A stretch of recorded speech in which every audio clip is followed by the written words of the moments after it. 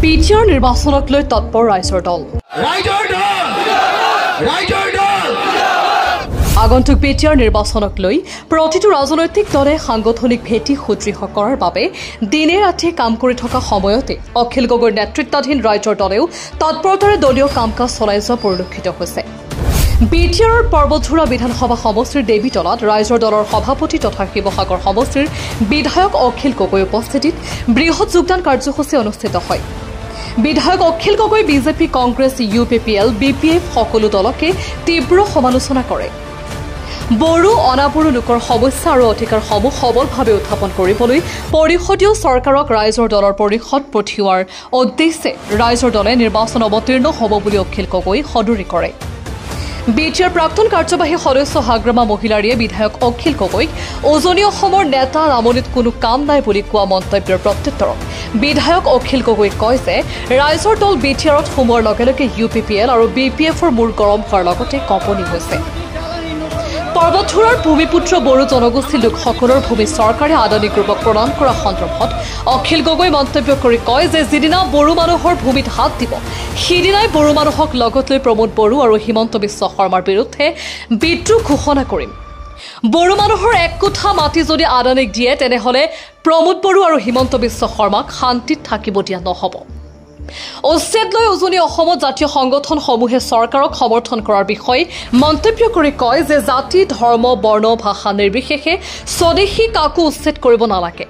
যদি প্ৰকল্পৰ ভাৱে ভূমি লাগে তেন্তে ৰাইজৰ লগত আলোচনা কৰি বিকল্প সংস্থাপন ব্যৱস্থা কৰি মৰমেৰে ল'ব লাগে। এইটো মানুহৰ কাম। দানৱৰ কামটো হিমন্ত বিশ্ব শৰ্মাই কৰি আছে। হিমন্ত বিশ্ব শৰ্মা নিজেই ঘৰ বনাই পোৱা নাই, লোকৰ টকা লুটি লৈ ঘৰ বনাইছে। লোকৰ ঘৰ কিনি লৈছে গোটাই গোটাই। নাজানে দুখীয়া মানুহৰ ঘৰ এটা বনাবলৈ কিমান কষ্ট হয় সেয়া মই জানো। আৰু ইমান কষ্টৰ ঘৰ যেতিয়া ভাঙি পেলাব তেতিয়া মানুহ কিমান পাগল হ'ব। মানুহৰ জীয়াই থকাৰ অৰ্থ নাইকিয়া হৈ যাব।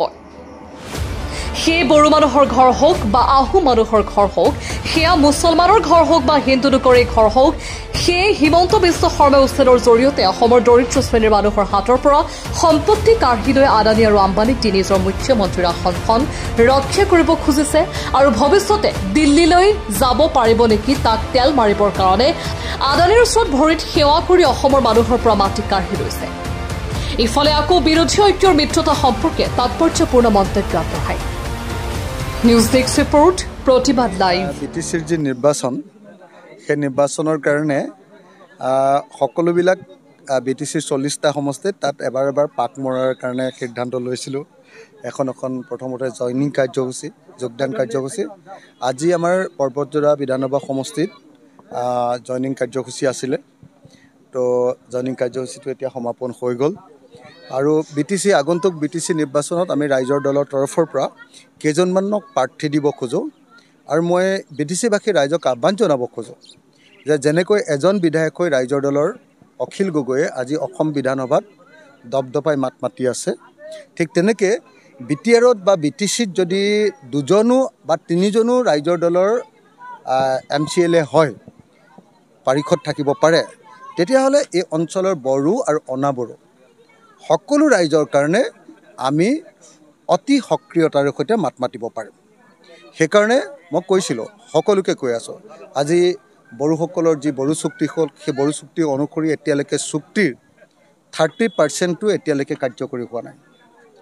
আনহাতে আমি দেখিছোঁ যে আপোনাৰ অবড়োসকলৰ, অনাবড়োসকলৰ ভূমিৰ যি অধিকাৰ, সেই অধিকাৰ এতিয়া খৰ্ব হৈছে।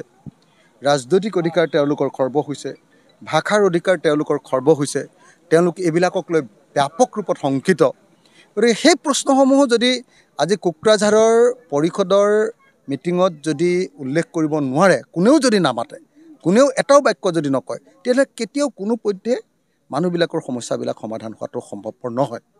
সেইকাৰণে সমস্ত বিটিচিবাসী ৰাইজৰ পক্ষত মাত মাতিবৰ কাৰণে ৰাইজৰ দলৰ কেইজনমান MCLA, কেইজনমান পাৰিষদ জয়যুক্ত কৰাবৰ কাৰণে আহ্বান জনাবৰ কাৰণে প্ৰথম কাৰ্যসূচী হিচাপে আজি আমি যোগদান কাৰ্যসূচী ল'লোঁ আৰু ইয়াৰ পৰৱৰ্তী সময়ত অহা আগষ্ট আৰু ছেপ্টেম্বৰ মাহত ব্যাপক ৰূপত আমি BTAD এলেকাত আমাৰ প্ৰচাৰ কাৰ্য চলাম আৰু আশা কৰিম BTAD ৰাইজে, BTCৰ ৰাইজে আমাক সহযোগিতা কৰিব। দেখা গৈছে যে প্ৰাক্তন চিফ হাগ্ৰামা মহিলাই এটা কথা কৈছে যে আপুনি যেতিয়া বিটিএত সোমাইছে তেতিয়া এই কথাটো কৈছে যে তেখেতৰ কাম নাই, তেখেতৰ আপাৰ আছামৰ লিডাৰ হয়, লোৱাৰ আছাম তেখেতৰ কাম নাই, কি ক'ব ইয়াৰ?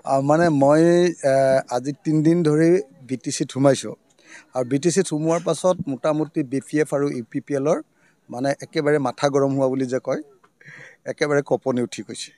সেইকাৰণে মই য'ত মিটিং কৰিছোঁ তাত আমি যাতে কেণ্ডিডেট নিদিওঁ।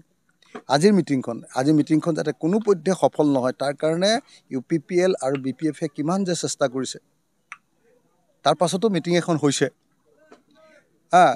ভয় যদি নকৰে, ৰাইজৰ দলক যদি ভয় নকৰে, তেতিয়াহ'লে তেওঁলোকে কিয় মাত দিছে? মই ভাবোঁ যে সেইকাৰণে আজি আমি দেখিছোঁ যে BTADত বা BTRত সকলো মানুহবিলাকৰ অধিকাৰ সঁচাকৈ খৰ্ব হৈছে আৰু সেই অধিকাৰ 70% সেই মানুহবিলাকৰ পক্ষত মাত পাতিবৰ কাৰণে এজনো মানুহ নাই। আনহাতে বড়ো মানুহৰ বেছিভাগৰে এতিয়ালৈকে মাটিৰ অধিকাৰ নাই, মাটিৰ পট্টা নাই। সেইসকলৰ পট্টাৰ কাৰণেও মাত মতা এজনো মানুহ নাই। বড়ো মানুহ এতিয়াও দেখিছোঁ আমাৰ নুনমাটিত গৈ ৰিক্সা চলাই আছে, হাজিৰা কৰি খাই আছে। ছোৱালীবিলাকে, ল'ৰাবিলাকে কোনোবাই ছিকিউৰিটি গাৰ্ড কৰিবলৈ বাহিৰলৈ যাবলগীয়া হৈছে। ইমান ডাঙৰ আন্দোলন এটা হ'ল, তাৰ পাছতো কম সংখ্যক বড়ো মানুহৰ সংস্থাপনৰ কাৰণে চৰকাৰে কোনো ব্যৱস্থা কৰা নাই। এই প্ৰশ্নবিলাক উত্থাপন কৰিব কোনে? আন 40জনক জিকাই দিয়ক অন্য পাৰ্টিৰ পৰা, কোনেও নামাতে। এজন জিকাই দিয়ক ৰাইজৰ দলৰ পৰা, দেখিব যে বড়ো অনাবড়ো সকলোৰে হৈ মাত মাতি আছে। গতিকে মই আশা কৰি আহিছোঁ যে ইয়াত ৰাইজৰ দলৰ এজন বা দুজন বা 3জন আপোনালোকে প্ৰাৰ্থীক জিকাই দিয়ক, আমি আপোনালোকক এখন নতুন বড়োলেণ্ড দিম, নতুন BTC দিম। দেখা গৈছে